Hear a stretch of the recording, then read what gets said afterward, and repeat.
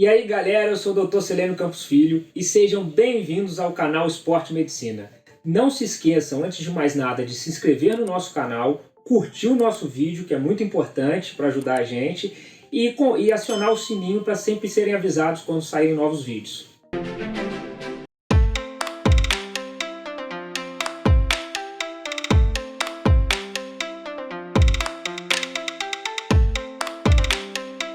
O vídeo de hoje é um tema que eu adoro e super interessante, que é alimentação e rendimento. Então, para falarmos sobre alimentação e rendimento, eu acho que é legal mostrar para vocês esse dado do Institute of Medicine, que são as recomendações de macronutrientes que nós temos que ter na nossa dieta. Nossa dieta é composta por 3 macronutrientes, que é o carboidrato, gordura e proteína, e nós temos que ficar sempre dentro dessas recomendações, seria o ideal, é o mais saudável.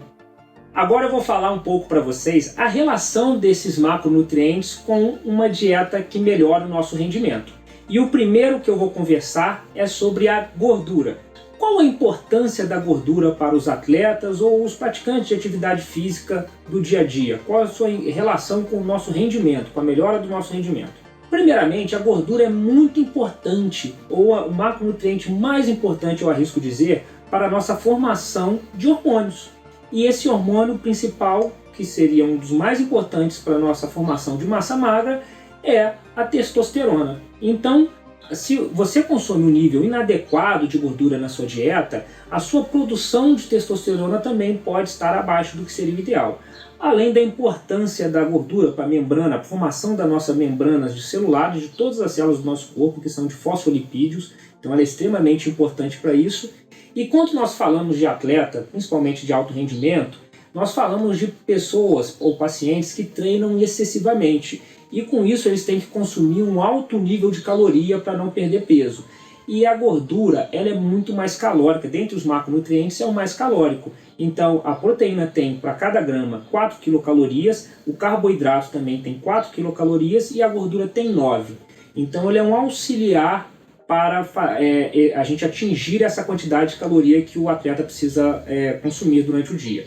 Agora eu vou falar para vocês com relação ao risco associado ao consumo excessivo de gordura.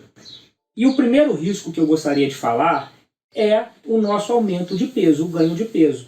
Como eu falei anteriormente, quando a gente vai comparar por grama de calorias, então, por exemplo, 1 grama de proteína tem 4 quilocalorias, a gordura tem muito mais, é 9 quilocalorias. Então ela é muito mais calórica que os outros macronutrientes. Então, se você consumir em excesso, muito facilmente você consegue extrapolar a quantidade de caloria que você deveria comer durante o dia e com isso também acarretando num ganho de peso. Então, muito cuidado com a gordura.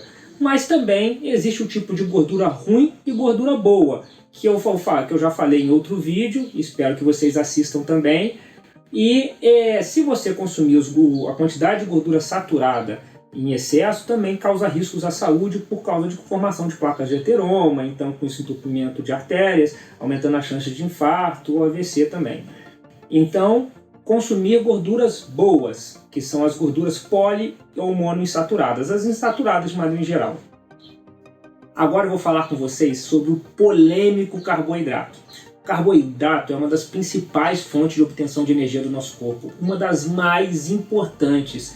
É através do carboidrato que nós conseguimos fazer de maneira adequada e com maior eficiência os exercícios de alta intensidade. Tá? Para vocês terem uma noção da importância do carboidrato, o carboidrato, se nós pegarmos por quantidade de uso, ele consegue formar muito mais ATP do que as outras formas por litro de oxigênio, por volume de oxigênio que nós consumimos dentro da nossa mitocôndria. Então, e a outra coisa, outro fator importantíssimo, o carboidrato ele é utilizado tanto para a via anaeróbica, para a obtenção de energia, como pela via oxidativa, que é a aeróbica.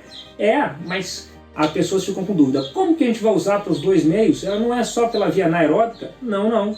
Quando nós utilizamos o glicogênio ou a glicose para a obtenção de energia da via anaeróbia, nós formamos no final o piruvato. E esse piruvato será utilizado pela nossa mitocôndria para girar o ciclo de Krebs e com isso formar a energia oxidativa ou do exercício aeróbico. E quais são as recomendações para os praticantes de atividade física? Bom, de acordo com a American College Sports of Medicine, que tem uma diretriz falando sobre dieta e sobre os nutrientes na nossa prática de atividade física, os carboidratos são recomendados da seguinte forma, de acordo com essa tela que vai aparecer para vocês. Para os pacientes que fazem atividades físicas com baixo volume, nós recomendamos cerca de 3 a 5 gramas por quilo de uso de carboidrato.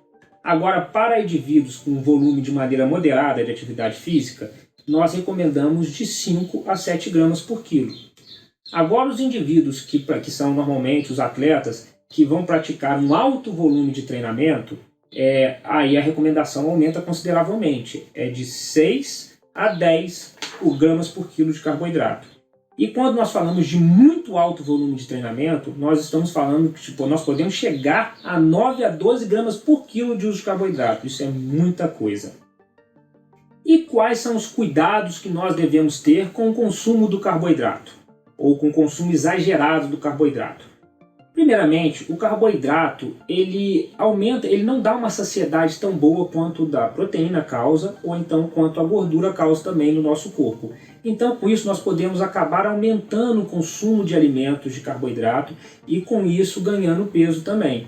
Outra coisa que nós temos que ter muito cuidado é com o tipo de carboidrato que nós ingerimos. Por quê? De acordo com o estudo da American Heart Association, que aparece aqui para vocês, o consumo de açúcar refinado aumenta muito o nosso índice de mortalidade. Então, nós devemos preferir no consumo de carboidratos os grãos integrais, vegetais e frutas. Agora nós vamos falar da proteína, a queridinha do mundo fitness. Por que a proteína é tão queridinha do mundo fitness?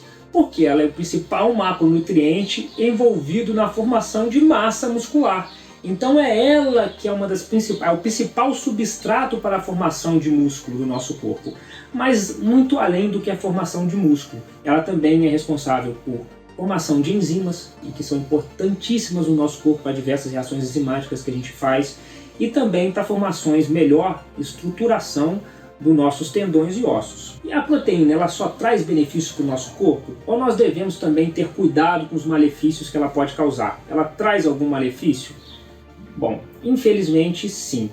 De acordo com esse estudo publicado pelo Camper e colaboradores, essa revisão, ele mostra que dependendo do consumo da quantidade de proteína, se ela for muito excessiva, maior do que as recomendações, e durante muito período de tempo, um longo período de tempo, nós temos sim um aumento de chance de evoluir para uma insuficiência renal. E isso, eu digo, esses estudos mostraram assim, coisas muito leves, iniciais de insuficiência renal, como a alteração da cistatina C, que é um dos primeiros marcadores que podem ser alterados durante a insuficiência renal, quando a gente começa com insuficiência renal. E quais são as recomendações adequadas da quantidade de proteína que nós devemos consumir no nosso dia a dia? Nós temos dois tipos de diretrizes que elas alteram um pouquinho com relação à quantidade de consumo que nós devemos ter de proteína no nosso dia a dia, de acordo com grama por quilo, né?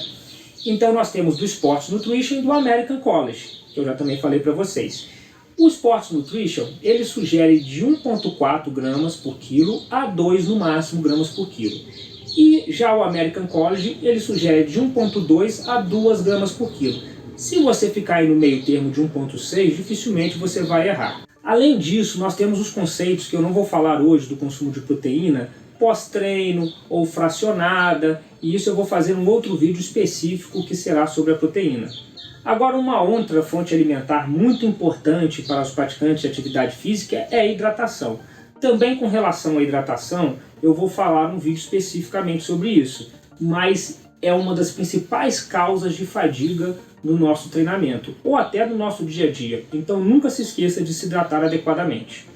E eu vou dar uma dica final para vocês.